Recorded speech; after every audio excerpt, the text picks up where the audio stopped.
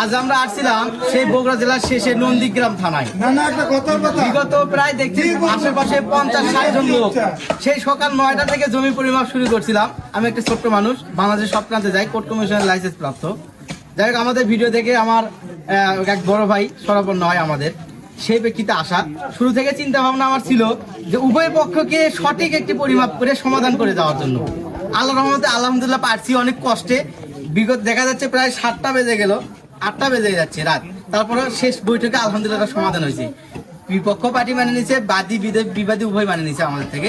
আপনাদের দোয়ায় এটা কাগজ অনুযায়ী সমাধান করার কোনো পক্ষে সম্ভব ছিল না, কেননা কাগজে এমন একটা ভেজাল। দেখা যাচ্ছে 68 শতক জমি, নকশা হয়েছে 65.5, 2.5 শতক জমি নাই, পুরাতন নতুন কোথাও নাই। এই জমিটা 2.5 শতক জমি কে ঘাটতি দেবে? এখন বাধ্যতার সম্পত্তি, দলিল হইলে আগে পিছিয়ে হইলে সেক্ষেত্রে আমাদের একটা রায় দিতে পারি বা কথা বলতে পারি, কিন্তু যেখানে পৈতৃক সম্পত্তি সেখানে কোনো আপিল খাটে না। এখন অনেক কষ্টে আমরা যাই হোক দুই পক্ষের সমঝোতা করে একটু মিউচুয়াল করে আজ একটি সমাধানের পর্যায়ে আসছি। উভয় পক্ষে মানে নিচ্ছে, যখন উভয় পক্ষে মেনে নেয় বিষয়টা সম্মতিক্রমে সমাধান হয়, এটাই আমরা চেষ্টা করি।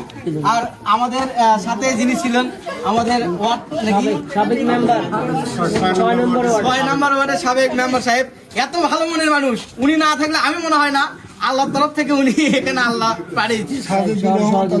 সাজেদুর রহমান তালুকদার ভাই এত সহযোগিতা করছে সেই 9টা থেকে এখন পর্যন্ত আমাদের সাথে আছে, যা আমি জীবনে কোনো মেম্বার বা চেয়ারম্যান সাহেব পাই নাই। লাস্ট পর্যন্ত ওনার মাধ্যমে একটা প্রস্তাবের কারণে আলহামদুলিল্লাহ সমাধান হয়েছে। যাই হোক, ভালো থাকবেন সবাই, সবার সুস্থতা কামনা করে আল্লাহ হাফেজ।